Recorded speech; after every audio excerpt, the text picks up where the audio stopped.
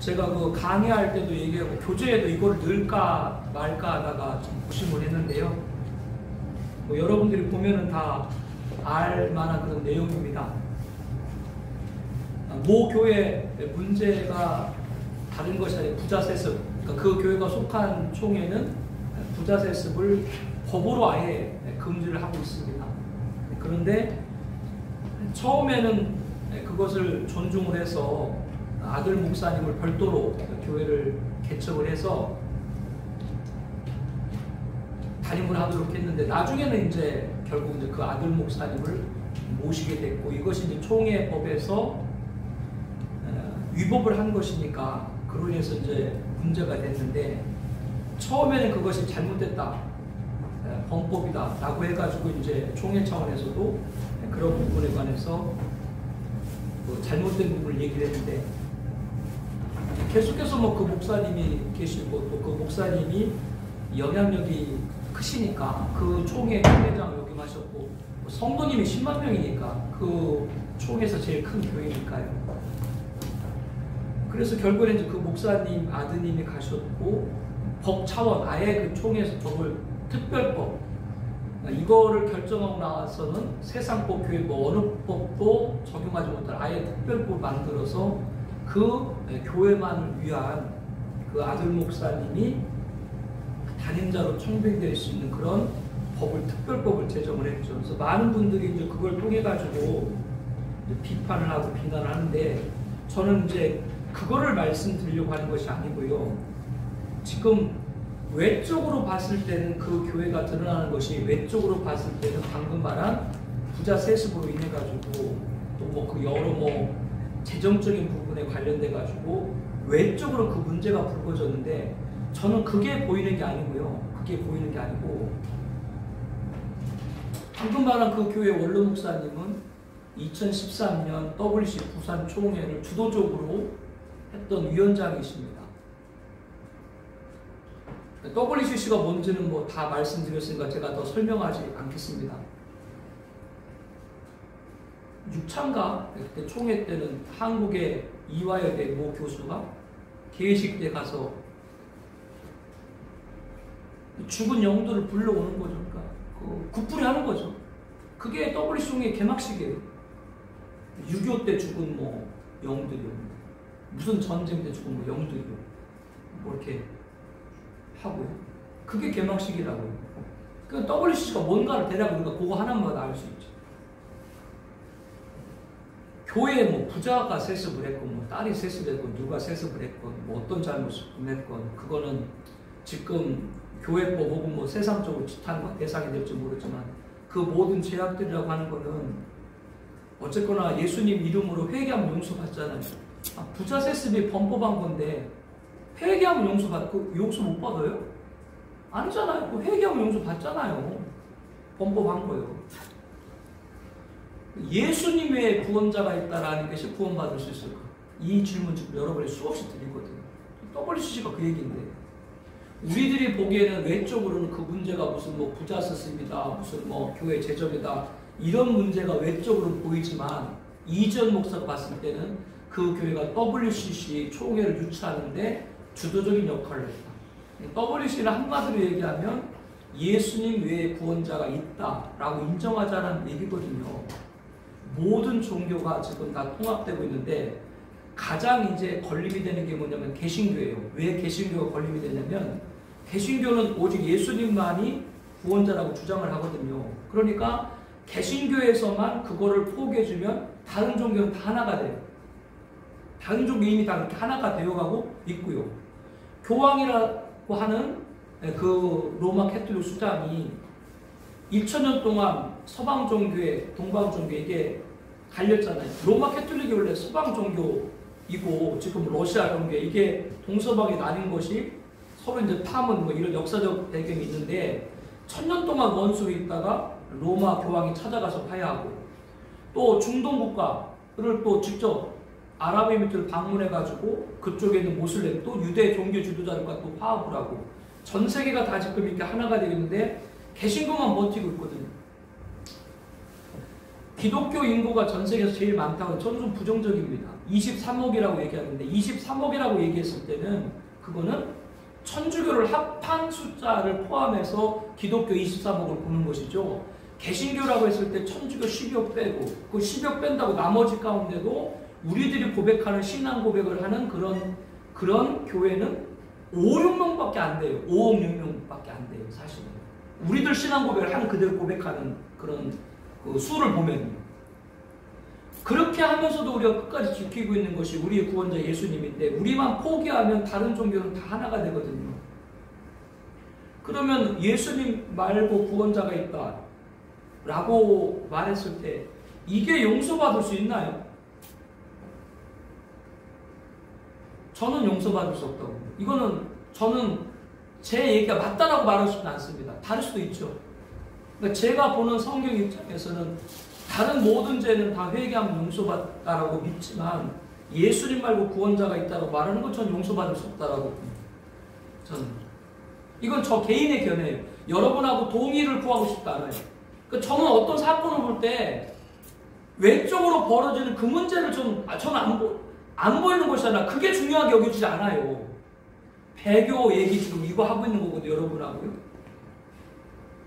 부자 세습하고 예수님 외에 구원자가 있다. 그게 어떻게 비교가 돼요? 그 죄의 그게.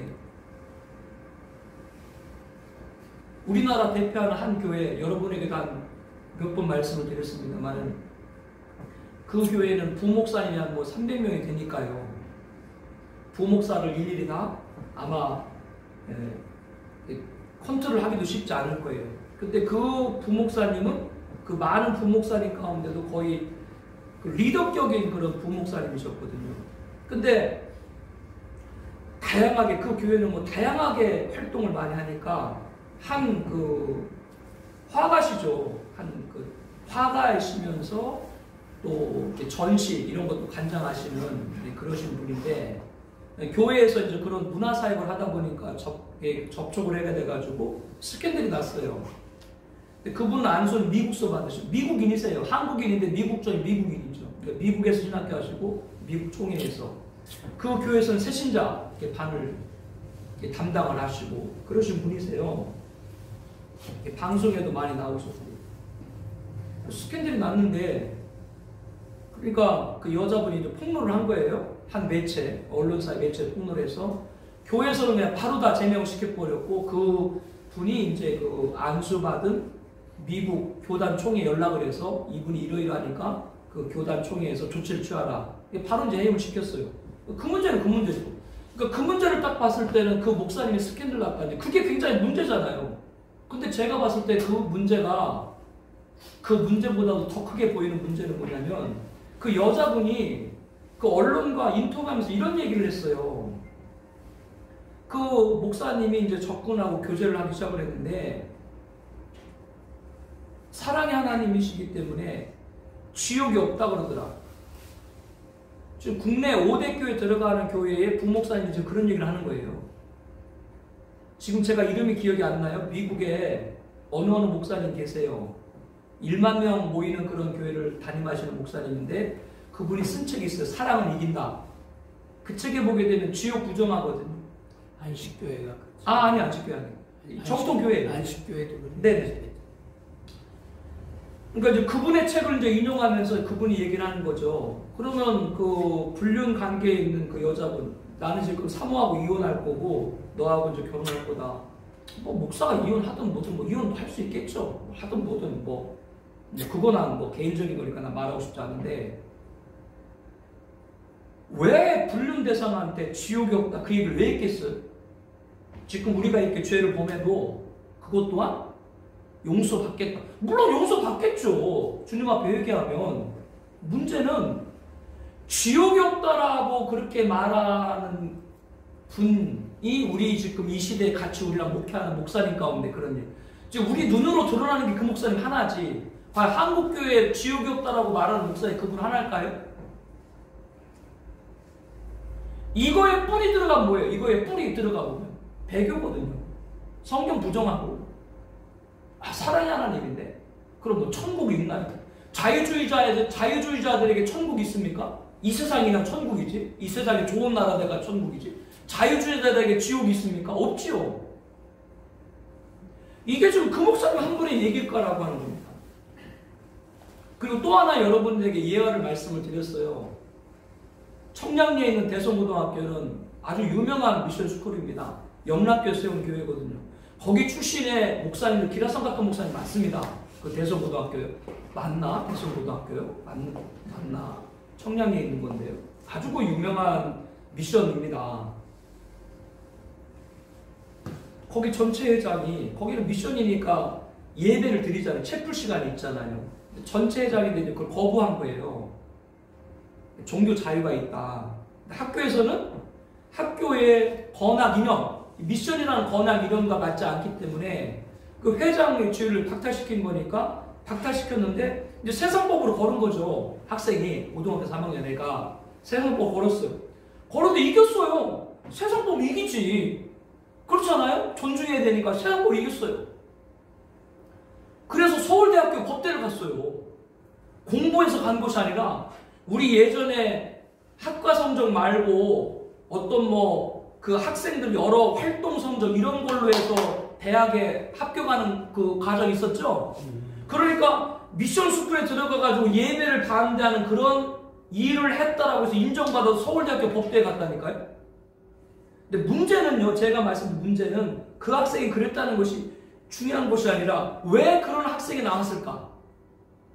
그 안에 들어가다 보니까 미션 학교니까, 미션 스쿨이니까 그 학교에 총에서 누구를 파송해요? 교목을 파송할 거 아니에요, 교목을. 교목이 들어가서 설교 시간에 애들한테 말하는 거예요. 야, 지옥 없다. 야, 너희들 다 종교자유 있다. 안 드시면 안 들어도 돼.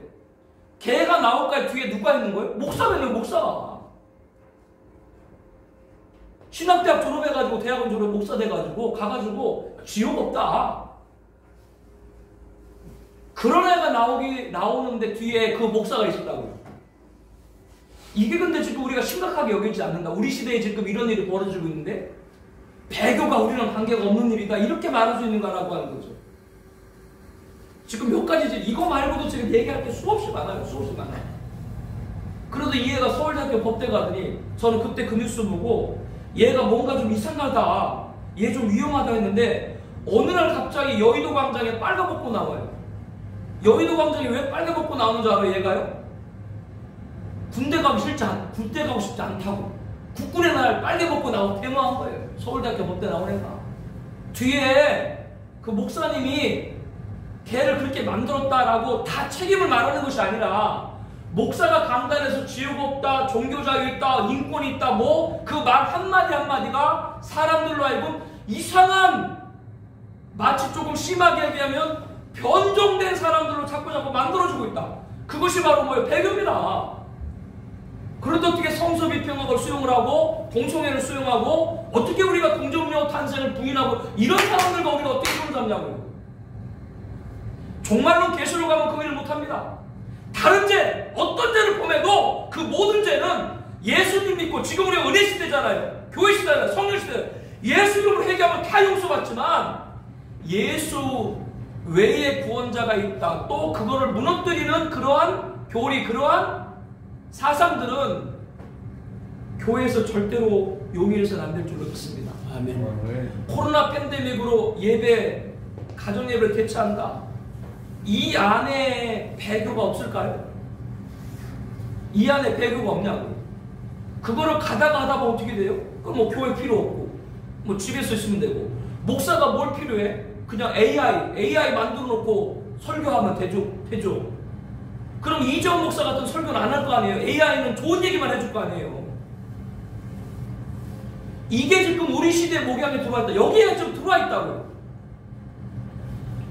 아까 이제 어떤 목사님도 여기에서 좀 많은 분들이 와셔서 말씀을 나눠야 되는데, 저도 그렇죠. 많은 목사님들이 오셔서 하면 좋죠. 좋은데 그거야 인위적으로 할 수 없는 일이기 때문에 중요한 건, 저는 오늘 이 자리에 오신 목사님들부터 다른 것이 아니라, 어려운 것이 아니고요, 성경 그대로 행하는 우리가 되어 축복합니다. 다른 거 다 빼고, 배교에 관해서 여러분에게 쭉 말씀을 드리면서 이런 지금 여러 얘기를 하는 겁니다. 그래서 부자셋도 그 얘기인 거예요. 뭐 그거 잘했다 잘못했다 그거 말할 수 없거든요. 그 교회 뭐 사정이 있겠죠. 너 그걸 용인하는 거 아닙니다. 뭔가 뭐 사정이 있겠지. 그러나 그게 문제가 아니라 그 교회가 WCC 종교다원주의의 행사, 자기들은 예수님만이 구원자들하고 본인들은 얘기하는데 입으로는 그렇게 얘기하는데 뒤에서는 다른 종교랑 손잡고 있다는 거죠. 이 부분이 제가 보기엔 큰 문제다. 개인적으로 사람이 어떤 관계를 좀 잘못하고 무슨 죄를 졌다, 그렇게 하면 안 되죠. 목사가 뭐 그렇게 하면 안 되죠. 뭐 그런 모든 일이 있을지라도 그 무엇보다도 목사에게 있어서는 절대로 진리 예수님 양보하면 안 될 줄로 믿습니다.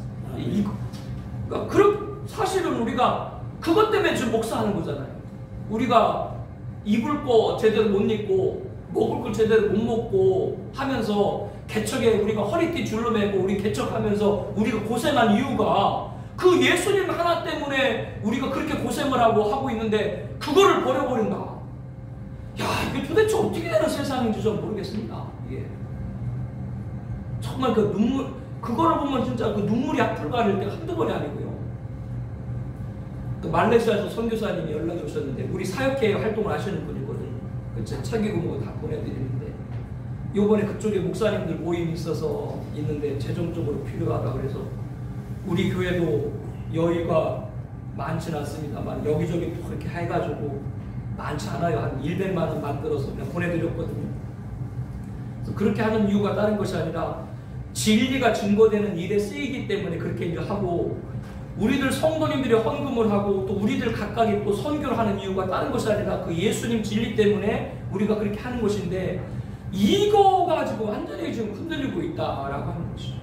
아무리 얘기해도 사람들은 잠잠하고 부르짖어도 사람들은 들으려고 하지 않고 진리 예수님 배교가 되고 있습니다라고 해도 그거 우리 교회랑 관계없어, 아니야 라고 아예 귀담아들이지 않고 하고, 그래서 지금도 이 지역은 갯벌을 매립해서 만든 신도시이기 때문에 원주민이 하나도 없고 100%가 다 이주민인데, 그러므로 여기에 이사 오시는 성도님들도 대부분 다 교회를 새롭게 다 정하시려고 하시는 그런 분들인데, 그분들이 어떤 교회를 선택해야 되는가라고 그분들이 이제 기도하고 인도를 받을 거 아니에요, 하나님 앞에. 그때 어떤 게 기준이 되니까 계시록 14장 그 말씀을 전해드렸습니다. 거기 보면 종말의 사명자인 14만 4천에 관한 자격이 나오는데 14장 4절에 이런 말씀이 나옵니다. 어린 양이 어디로 인도하는 따라가는 자고, 목사는 다 그렇게 할 거예요. 그리고 딱 그 뒤에 이렇게 말합니다. 여자와 더불어 더럽히자고 순결한 자. 그건 이제 영적인 음행이 있거든요. 어느 교회를 선택할 건가라고 얘기할 때 뭐 그 교회 여러 가지 뭐 외적 뭐 시스템 뭐 여러 가지 다 쭉쭉쭉 있을 수 있는데, 어쨌거나 마지막 때 당신이 집사님이 권사님의 교회를 선택할 때 그 교회 목사님이 여자와 더불어 더럽히지 않은 순결한 자인가, 즉 진리를 사수하는 거, 그게 기준이 되는가. 다른 거 다 뒤로 하더라도 그 말씀을 했는데 뭐 결정은 뭐 그분이 할 거죠. 뭐 우리 교회만이 그런 교회도 아니고 진리를 사수하는 게 이 땅에 많이 있을 겁니다. 근데 많은 성도님들이 판단 기준이 방금 말한 그 진리 기준으로 판단이 되면 좋은데, 그렇지 않고 다른 여러 가지 외적 요소들로 인해서 교회를 결정하는 그것이 된다면 이건 참 너무 안타까운 거죠. 그리고 목사님들이 왜 지금 종말론 계시록 해야 되는가 지금 배경을 쭉 말씀드리면서 그 설명도 막 그런 얘기입니다. 그렇기 때문에 우리 계시록 종말론 해야 된다라고 하는 겁니다. 14쪽 보죠. 다음 가로 안에 알맞는 말을 기록하고 오늘 공부를 마무리하시오. 재림은 역사적입니다. 역사적인 말이라고 딱 제가 언급한 거는 한국교회는 어느 순간부터 교리적인 재림이지 역사 재림이 없어졌습니다. 그냥 고백하고 있는 재림이지 진짜 예수님 오신다, 이것이 굉장히 힘해지고 있죠. 아무도 막을 자가 없습니다. 미련한 다섯 처녀 기름 준비하지 못했거든요. 여기서 미련한 다섯 처녀가 기름 준비하지 못한 걸 뭘로 해석을 하는가? 다른 것이 아니라 여기 등장하는 미련한 다섯 처녀도 하나님 믿는 처녀들이 아니에요. 하나님 믿는 처녀입니다. 근데 이들이 기름 준비 못했다는 건 다른 것이 아니라 바로 재림의 신앙. 재림의 신앙을 이들은 준비하지 못한 걸로 봅니다. 초림의 신앙으로 잘 신앙생활을 했던 거죠. 세속화된 거죠. 재림의 신앙을 그들은 갖고 있지 못하는 거죠. 그렇게 봅니다. 슬기로운 다섯 처녀 경성하고 기도하고. 원래 슬기로운 다섯 처녀도 함께 졸았잖아요. 똑같이 졸았어요. 근데 이제 밤중에 뭐요? 신랑이로다. 밤중에 신랑이로다. 그 소리가 뭐요? 재림의 메시지죠. 자고 있다가도 어떤 성도는 재림 메시지 깨인 거예요. 아, 저 말씀을 좀 우리가 준비될 것인가? 이거거든요. 깬 거예요. 슬기로운 다섯 처녀는. 계시록 말씀은 읽고 듣고 지켜야 된다. 여러분에게 수없이 강조했습니다. 일단 전하셔야 돼요.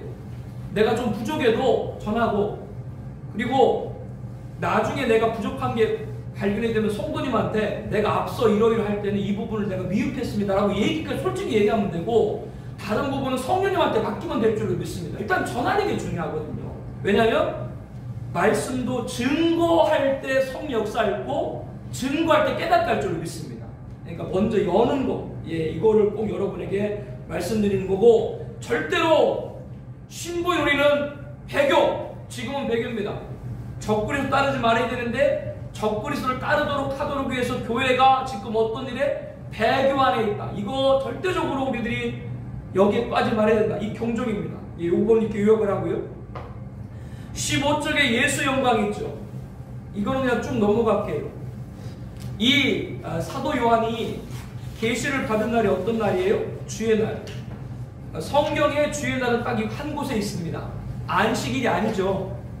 다른 서신서에는 안식 후 첫날. 그래서 사도 요한이 유배 중에 있었을 때도 어쨌거나 한 주간에 한 날은 성별했다라고 보입니다. 그렇죠? 성별했을 때 그때 성령께서 이제 감동하시는 거죠. 이 부분도 그러니까 예배와 다 연결이 되는 거거든요. 무슨 일을 하더라도 주일 성수해야죠. 네, 이때 계시를 준 것이 주의 날. 그러니까 사도 요한이 유배된 중에도 한 날을 성별해서 드렸을 때 성령이 감동해서 그 계시를 받게 되는, 그것을 우리가 연결해 볼 때 오늘 우리들이 주일 성수, 이 말씀을 다시 한번 우리들이 확인할 수가 있죠. 주일과 안식일에 관한 설명은 여러분들이 보시면 되겠습니다. 쭉 보시면 되겠습니다. 하나 말씀드리고 싶은 것은, 목사님 가운데 오늘날 주일이 구약의 안식일이다라고 말하는 분이 있는데, 구약의 안식일과 우리의 주일은 아무 관계가 없습니다. 구약의 안식일은 율법 안에 있는 거거든요. 유대인한테 준 것인데, 진정한 우리의 안식은 누구예요? 예수님이죠. 그러니까 유대인들은 안식일 지키기 위해서 진정한 안식에 두고 예수님을 믿어야 됐습니다. 그래서 그들에게 준 것인데 이건 폐했죠. 그러니까 안식일은 없어진 겁니다.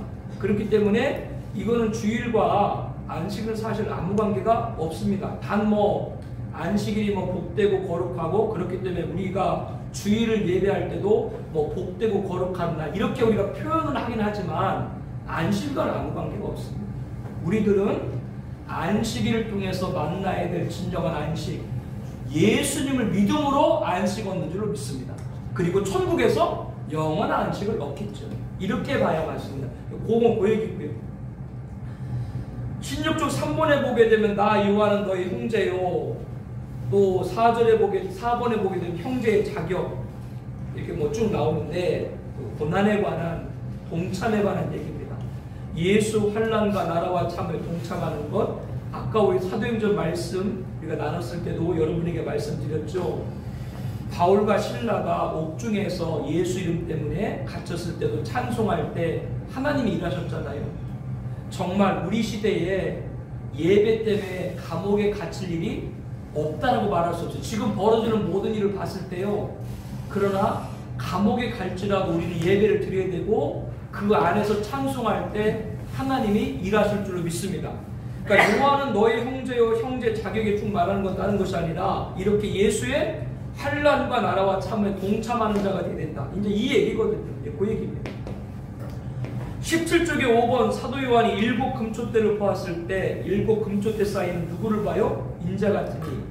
7 금초대는 7 교회를 말하거든요. 그렇기 때문에 촛대 사이에 인자 같으니 예수님이 거린다라고 하는 건 다른 것이 아니라 무슨 말을 하더라도 오늘 또 우리의 교회는 주님이 거하시는 교회인 줄로 믿습니다. 그렇기 때문에 아무리 교회가 지탄받아도 여전히 세상의 소망은 교회일 줄로 믿습니다.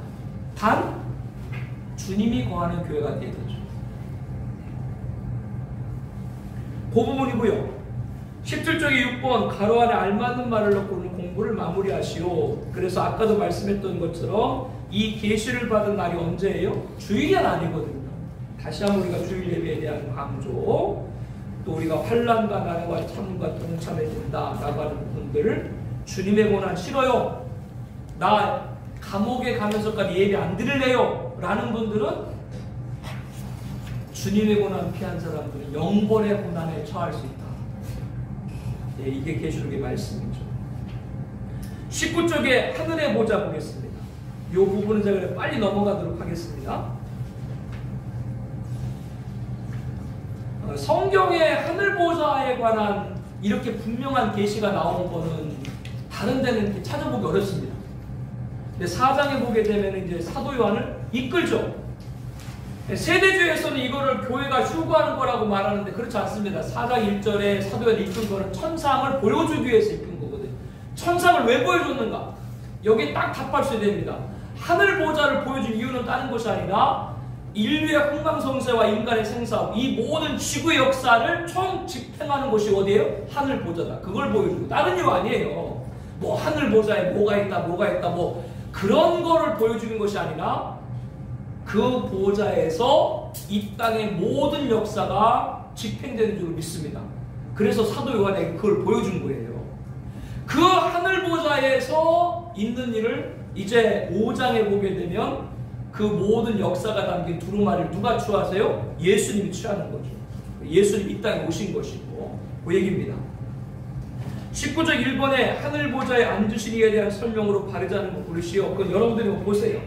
거기 뭐 벽옥 같다, 무슨 황보석 같다, 녹보석 같다, 뭐 이 모든 것 다 뭐 해석을 뭐 그거는 각각 목사님이 더 좋은 것으로 해석할 수 있으니까 그건 뭐 잘 알아서 하시고, 분명한 것은 여기에 나와 있는 하나님에 관해서는 딴 것이 아니라 유일하신 하나님, 그 절대성, 그거를 강조하고 있다. 이렇게만 여러분들이 정리하셔도 됩니다. 나머지는 뭐 목사님들이 다 뭐 더 좋게 해석을 하세요. 24장로가 등장하고 7등불이 있고 4생물이 있는데요. 그 24장로들을 보게 되면 누구라고 말할 때 딱 누구다라고 말하기 좀 어려워요. 그런데 힌트를 주고 계신데 5장에 보게 되면 사도 요한이 하나님 오른손에 있는 두루마리를 취할 자가 없어 막 울잖아요.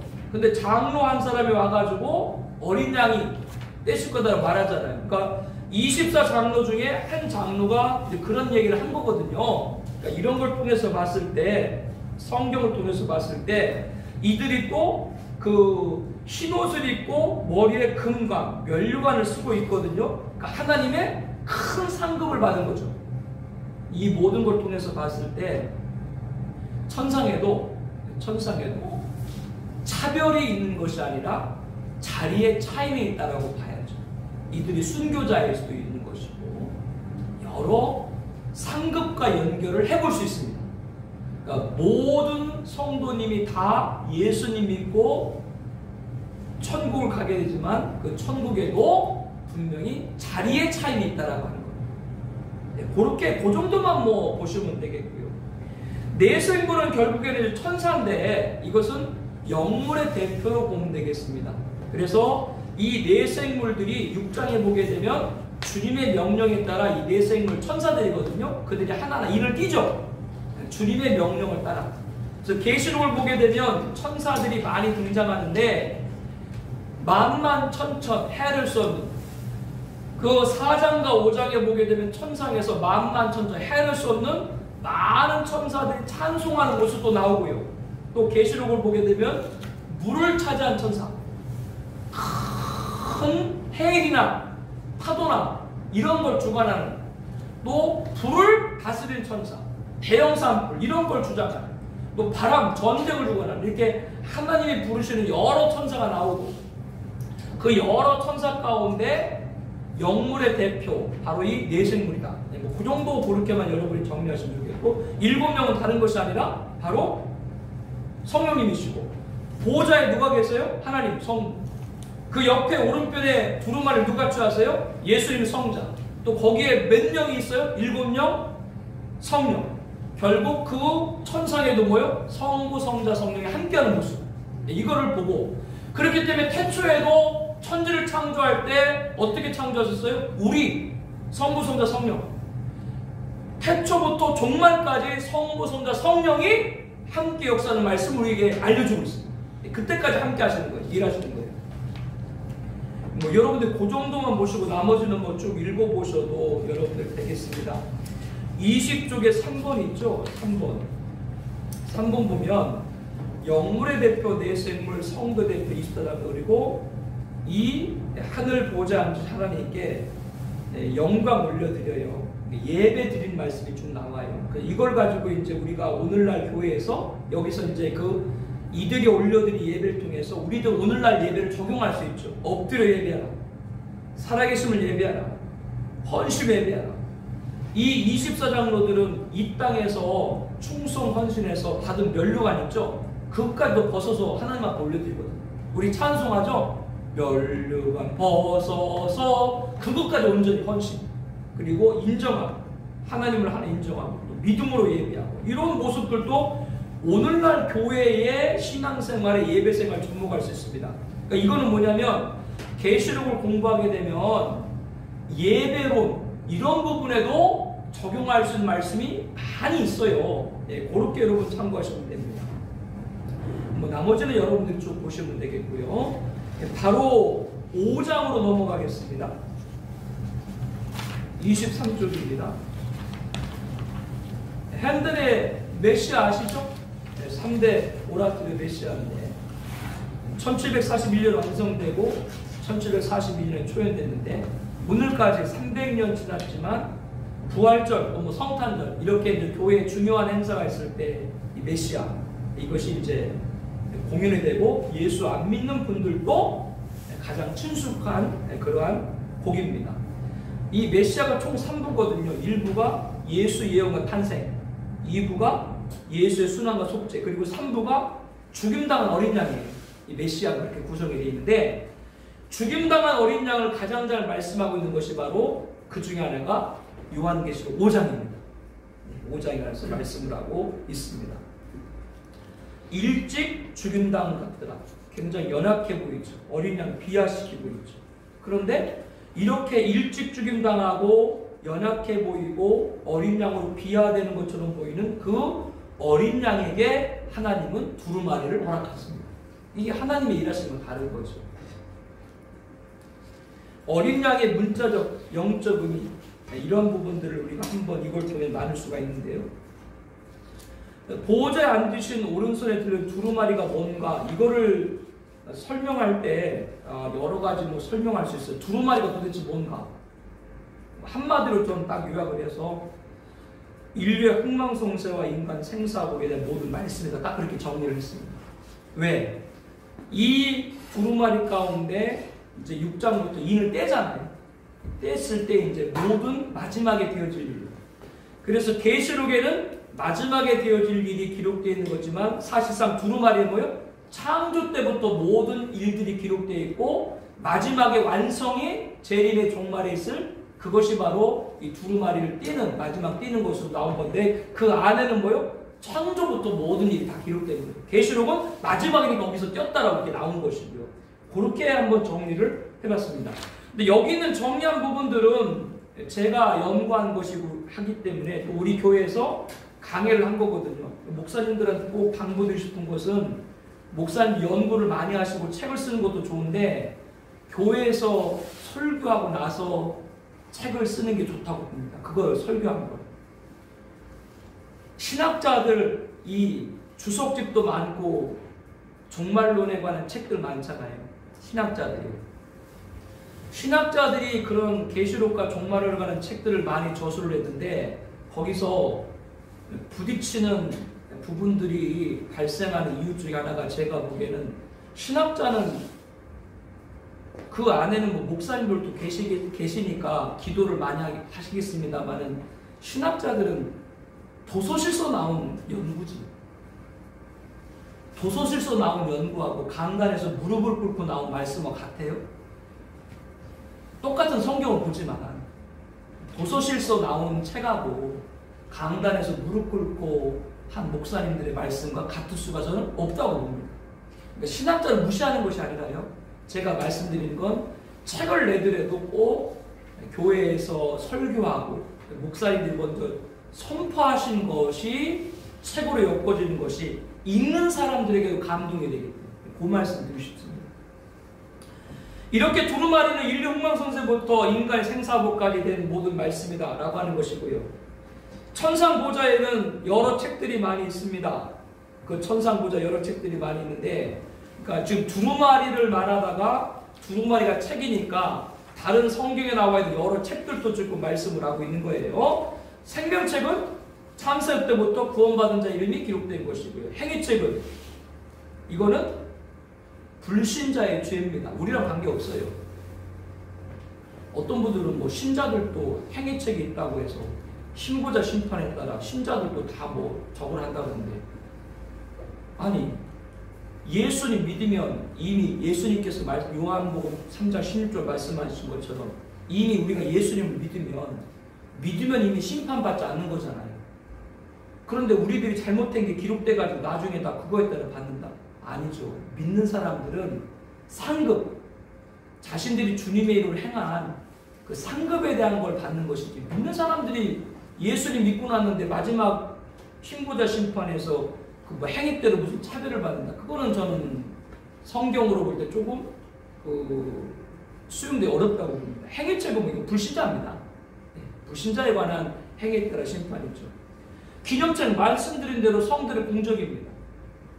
두루마리, 생명책, 행위책, 기념책, 이 모두를 이루실 말씀, 즉 그 모든 인류에 관한 얘기, 종합 성망성사 얘기가 이 두루마리 안에 있다라고 하는 겁니다. 그래서 저는 2번 문제에 5번 있잖아요. 순교자와 일반 성도는 똑같이 천국 입사가 똑같은 상급받아. 이거는 저는 인정하지 않습니다. 왜? 순교자들하고 성도들하고 상급의 차이는 분명히 있습니다. 이거는 행위에 따라 불신자의 처벌받는다는 얘기가 아니고, 이 땅에 주의 이름으로 충성하고 헌신한 모든 공력들이 기록된 줄로 믿습니다. 사도 요한이 두루마리 뗄 자 없어서 이제 울었잖아요. 합당한 자가 아무도 보이지 않게 울었다. 이거를 좀 여러분들 각도를 좀 달리한 거예요. 각도를 좀 달리한 건데, 사도 요한이 본문의 말씀은 하나님 오른손에 두루마리가 있는데 그 두루마리 뗄 자가 없어서 울었잖아요. 본문의 말씀은 그 뜻인데, 이 각도를 좀 달리해서 말씀드리고 싶은 것은, 예수님께서 두루마리 말씀, 작은 두루마리 말씀을 먹으라고 했는데 안 먹는 모습을 보면서 울어야 된다라고 하는 거죠. 이건 각도를 좀 달리한 해석인 거예요. 사도 요한은 본문에서 두루마리 취할 자가 없어 울었는데, 이거를 오늘 우리들에게 적용을 해서 이 작은 두루마리 계시록 말씀을 우리 허락하셨는데 그 말씀을 잊지 않는 걸 보고 우리는 울어야 된다. 그런 말씀을 여러분에게 각도를 달리해서 이렇게 한번 나눠본 겁니다. 4번에 일찍 죽임당하신 어린 양에 대한 글입니다. 읽고 서로 의견을 나눠보시오. 그걸 여러분들이 쭉 보시면 되겠습니다. 5번에 7불과 7눈이 어린 양이 있다. 이는 온 땅에 보내심을 받은 하나님의 7영이라 부해주고 있다. 성령을 말씀하죠. 아까도 말씀했습니다. 예수님 초림 때 예수님이 공생에 시작하시기 전에 세례 받으셨죠? 그때 성부, 성자, 성령이 함께 했죠. 그와 마찬가지로 천상에도 모여 보호자에 누구? 하나님. 그 두루마리 취하신 누구? 어린 양 예수님. 그리고 거기 옆에 누가 있어요? 7뿔, 7눈, 7명. 천상에도 이렇게 성부, 성자, 성령이 함께. 그래서 인류의 모든 역사를 이 삼위 하나님이 오늘 또 주관하신다는 것이죠. 성부, 성자, 성령 삼위 하나님이 계신데 여기에 다른 존재가 들어가나요? 성모가 어떻게 들어가요, 여기에? 성경 어디에 성모 마리아가 이 자리에 있다고 어디 성경에 나와요? 참 만들어내는 것도 참 대단한 일인데, 여러분 천주교에서 성모를 숭배하는 그 근거가 뭐예요? 근거가 뭐냐면 다른 것이 아니라 교황 몇 세인데요? 몇 대 교황인데 그 교황이 이렇게 말했거든요. 성모를 숭배하는 걸 말했거든요. 바꿔 말하면 오늘 개신교는 말씀이 절대적이죠.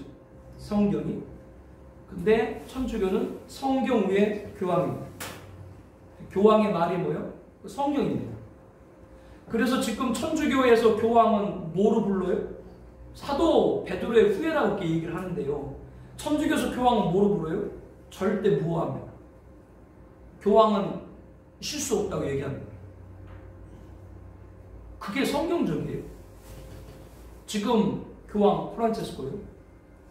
인품이라든가 또 우리나라 왔을 때도 자기가 직접 호텔 들어가서 사인 다 체크인하고 체크인을 다 하고, 그러니까 굉장히 겸손하시고 가방도 들고 굉장히 이렇게 좋은 모습을 많이 보이셨잖아요. 그런데 어느 날 어디 군중들이 쭉 있는데 지나가시다가 누가 막 어떤 여자분이 악수 한 번 하려고 손을 막 잡았어요. 근데 교황이 뭐 그때는 성령이 떠났나? 아니 그때는 성령이 떠났냐고. 이렇게 똑같은 인간이지 뭐가 뭐예요? TV 봐도 나만 그런 게 보이나요? 그때 그랬다니까요. 막 그동안 막 교황님이 막 인품도 좋고 막 훌륭하고 어린아이들 막 이런 애들 막 보호하고 막 그러다가 갑자기 막 이렇게 밀쳐버렸어요 거기를. 그때는 뭐 하나님이 안 지켰나? 무슨 교황이 무엇을 어디서 그런 얘기를 하고. 참 우리나라 그런데 그 교황이 왔을 때 5대 종단 대표들이 줄 서가지고 그 조당 뭐 아련했다나 뭘 알았댔는데, 처음에 5대 종단 그래가지고 5대 종단 나중에 종단이 늘었어요. 7개인가 9개인가 12개로 늘었어요. 아니 왜 12개 종단이 늘었나 했더니 종단이 는 게 아니고요.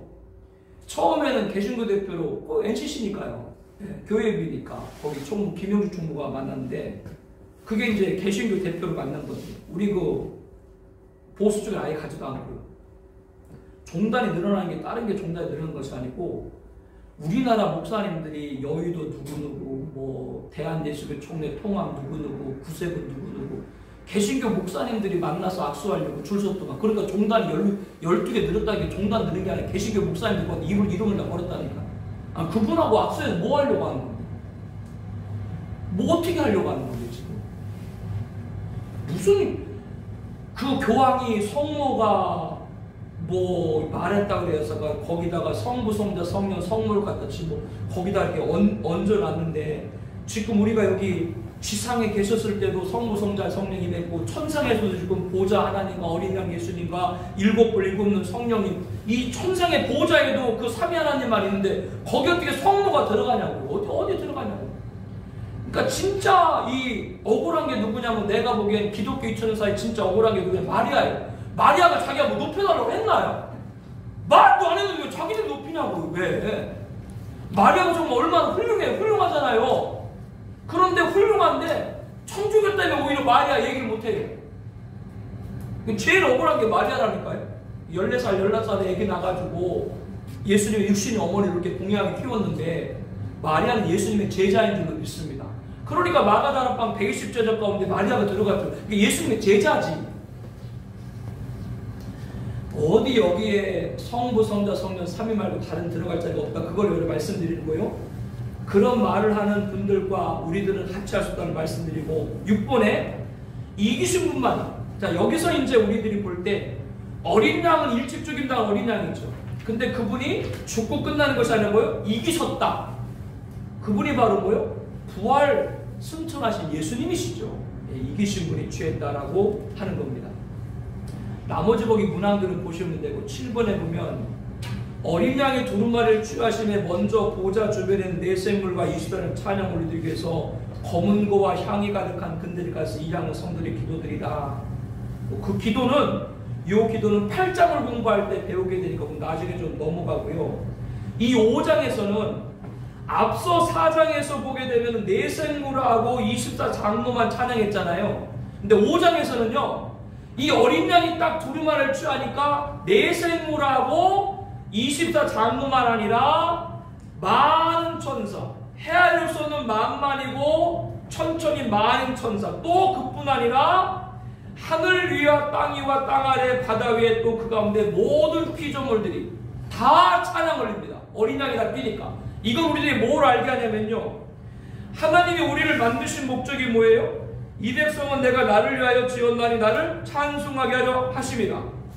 이렇게 하나님이 찬송을 받으시기 위해서 우리를 창조했는데, 이렇게 모든 피조물이 하나님을 찬송하는 다른 것이 아니라 그 두루마리를 취하신 예수님, 즉 그 예수님에 의해서 재림을 통해서 모든 말씀이 완성된 그날 이 찬양 영광을 받을 줄로 믿습니다.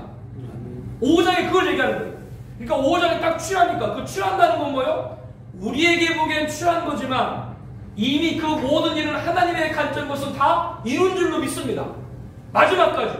그렇기 때문에 이때 이제 내생물뿐 아니라 영물의 대표뿐 아니라 성도 대표인 이스당로, 그리고 헤아릴 수 없는 천천 만만인 천사, 그리고 땅 안에 하늘 위의 모든 피조물이 다 그때 비로소 예수님 재림할 때 그때 비로소, 그리고 그 나라가 바로 천년왕국인 줄 믿습니다. 이 땅의 모든 것 심판하고 회복되고. 그래서 이때 찬양이 올려지는 거예요. 그래서 성경 말씀을 가만히 보면 창세기 하나님의 청지 창조를 통해 영광 받았던 것 이루지 못했고요. 그래서 이사야는 하나님께서 우리를 찬송 밖에서 만들었다라고 말하고 있는데, 그 날이 실현될 날이 어딘가? 여기 5장에 딱 나오는 거예요. 모든 피조물 다 이날 찬양합니다. 요렇게 이제 5장까지 마무리해 주면 좋습니다. 이제 6장부터는 그 말씀을 띄는 것이죠. 오늘은 여기까지만 이렇게 정리를 하고요. 우리 목사님들 질문 있으면 한번 좀 해주시고요. 네, 질문 있으시면. 오늘 내가 본 건 1장, 4장, 5장을 여러분께 함께 말씀드렸습니다. 다른 질문 있으세요? 26쪽 한번 보세요. 가로 안에 알맞는 말 넣어주고, 이거는 이제 요 공부한 것에 이제 매듭을 짓는 것인데요. 어린 양, 두루마리, 예수를 하라는 말씀. 우리들은 예수 믿기 때문에 이 모든 걸 믿고, 이 두루마리 인류의 흥망성쇠와 인간 세상화복이 기록된 거다.